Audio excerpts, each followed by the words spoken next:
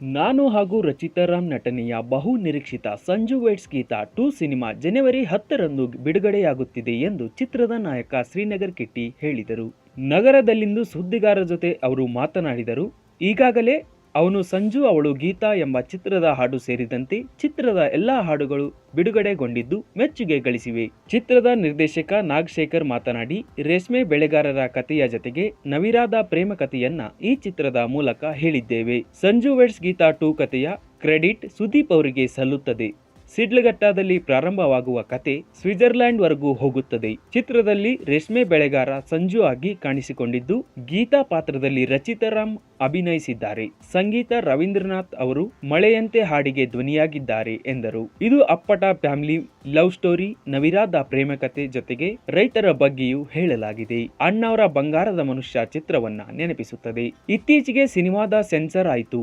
ಒಂಚೂರು ಕಟ್ ಹೇಳದೆ you certificate ಕೊಟ್ಟಿದ್ದಾರೆ. ಇದೊಂದು ಅಣ್ಣವರ ಬಂಗಾರದ ಮನುಷ್ಯ ಚಿತ್ರ ನೆನಪಿಸುತ್ತದೆ ಎಂದು ನಿರ್ಮಾಪಕ ಛಲವಾದಿ ಕುಮಾರ್ ಹೇಳಿದ್ದಾರೆ. ಒಂದು ಅದ್ಭುತವಾದ ಪ್ರೇಮ ಕಥೆ, ಗಂಡ ಹೆಂಡಿರ ಅವರ ಅನ್ಯೋನ್ಯತೆ ಹೇಗಿರಬೇಕು ಅಂತ ಹೇಳ್ತೀವಿ, ಪ್ರೀತಿ ಎಷ್ಟು ನಿಷ್ಕಲ್ಮಶವಾಗಿರಬೇಕು ಅಂತ ಹೇಳ್ತೀವಿ.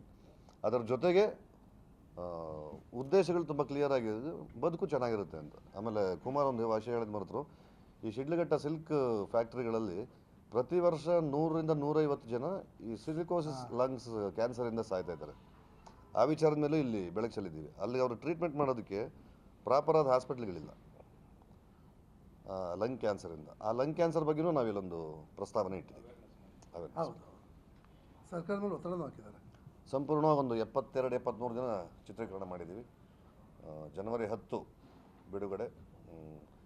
ನಾವೇನೇ ಮಾಡಿದ್ರು ತೊಗೊಂಡೋಗಿ ಫಸ್ಟ್ ಜನರ ಮುಂದೆ ಹೇಳೋರು ನೀವು. ನಿಮ್ಮ ಸಹಕಾರ ಚೆನ್ನಾಗಿರಲಿ. ಅಲ್ಲ, ತುಂಬ ವರ್ಷಗಳಿಂದ ಸ್ನೇಹ ಇದೆ. ಹಾಗಾಗಿ ಒಂದು ಸಾಂಗ್ ಲಾಂಚ್ ಮಾಡಿಕೊಟ್ರು. ಅವರೊಂದು ಸಾಂಗ್ ಲಾಂಚ್ ಮಾಡಿದ್ರು, ಉಪೇಂದ್ರ ಅವರೊಂದು ಸಾಂಗ್ ಲಾಂಚ್. ಫಸ್ಟ್ ನೋಡಿದ ಸಾಂಗು ಉಪೇಂದ್ರ ಅವ್ರು ಮಾಡಿದ್ದು. ಇದು ಫಸ್ಟ್ ನೋಡಿದ್ದು ಅಶ್ವಿನಿ ಅವರು ಮಾಡಿದ್ದು. ಅದು ಟೀಸರು ಅಶ್ವಿನಿ ಅವರು.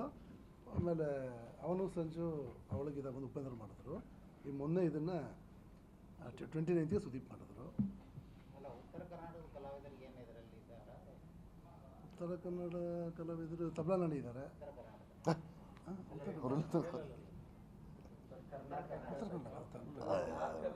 ಅವರಲ್ಲಿ ಸರಿ ಇಲ್ಲ ಯಾರೂ ಇಲ್ಲ ಸರ್.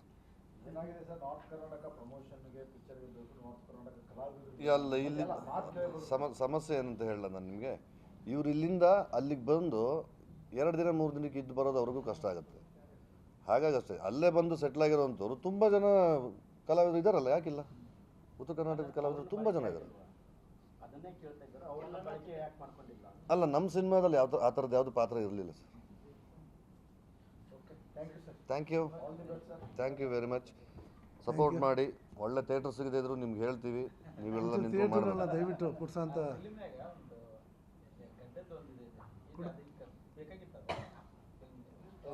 ಅಲ್ಲ, ಇದು 10 ವರ್ಷದ ಡಿಫರೆನ್ಸ್ ಇದೆ ಈ ಸಿನಿಮಾದಲ್ಲಿ. ಒಂದು ರೇಷ್ಮೆ ಇದ್ರ ಸಿಡ್ಲುಗಡದ ಒಂದು ರೇಷ್ಮೆ ಇದ್ರ ಬಗ್ಗೆ ಇಷ್ಟೊಂದು ನಮ್ಮ ನಿರ್ದೇಶಕ ನಾಗಶೇಖರ್ ಮಾಡಿದ್ದಾರೆ. ಸಿಡ್ಲುಗಡದಲ್ಲಿ ಹುಟ್ಟಿದಂಥ ಒಬ್ಬ ಹುಡುಗ, ಬಡ ಹುಡುಗ. ದಯವಿಟ್ಟು ಮಾಧ್ಯಮ ಮಿತ್ರರು ತಾವೆಲ್ಲ ಈ ಸಿನಿಮಾ ತಮಗೆಲ್ಲ ಗೊತ್ತು, ಕನ್ನಡ ಸಿನಿಮಾಗಳು ಇತ್ತೀಚೆಗೆ ಒಳ್ಳೆ ಸಿನಿಮಾ ಬರ್ತಾ ಇಲ್ಲ. ಅಂದ್ರೂ ಕನ್ನಡದವ್ರಿಗೆ ನಮಗೆ ಥಿಯೇಟರ್ಗಳಿಲ್ದಂಗೆ ಮಾಡ್ತಾಯಿದ್ದಾರೆ, ಬೇರೆ ಲ್ಯಾಂಗ್ವೇಜ್ ಬಂದು. ಅದಕ್ಕೂ ಸ್ವಲ್ಪ ತಾವೆಲ್ಲ ಸಹಕಾರ ಮಾಡಬೇಕು. ಈಗ ನಮ್ಮದು 10ನೇ ತಾರೀಕು ಸಿನಿಮಾ ರಿಲೀಸ್ ಇದೆ. ತಾವೆಲ್ಲ ಸಹಕಾರ ಮಾಡಿ ಜನಗಳಿಗೆ ರೀಚ್ ಆಗಿ ಮಾಡಿದ್ರೆ ನಮ್ಮಂಥ ನಿರ್ಮಾಪಕರಿಗೆ ಇನ್ನೂ 10 ಹಲವಾರು ಒಳ್ಳೊಳ್ಳೆ ಸಿನಿಮಾ ಮಾಡೋಕ್ಕೆ. ಇಲ್ಲಿ ಶಿಡ್ಲಘಟ್ಟದಲ್ಲಿ ಸೀರೆನ ತಯಾರು ಮಾಡ್ತಾರೆ. ಅದು ಕಾಂಚೀಪುರಮು ಮತ್ತು ಧರ್ಮವರಕ್ಕೆ ಹೋಗಿ ಅವ್ರು ಸೀಲಾಗಿ ಅವ್ರು ಸೇಲ್ ಮಾಡ್ತಾರೆ. ಇಲ್ಲಿ 4,000ಕ್ಕೆ ಸೇಲಾಗಂತ ಮ್ಯಾನುಫ್ಯಾಕ್ಚರ್ ಅಂತ ಸ್ಯಾರಿ ಅಲ್ಲಿ 40,000ಕ್ಕೆ ಮಾರ್ತಾರೆ. ಅದಕ್ಕೆ ಸರ್ಕಾರ ಯಾವುದೇ ಗಮನ ಹರಿಸ್ತಾ ಇಲ್ಲ. ಅದ್ರ ಬಗ್ಗೆಯೂ ಈ ಹುಡುಗ ಒಂದು ಹೋರಾಟ ಮಾಡೋಂಥದ್ದೇ ಹೀರೋ ನಾಯಕಂದು ಕತೆ. ಭಾಳ ಅದ್ಭುತವಾಗಿದೆ. ಒಂದು ಮೆಚೂರ್ಡ್ ಲವ್ ಸ್ಟೋರಿ.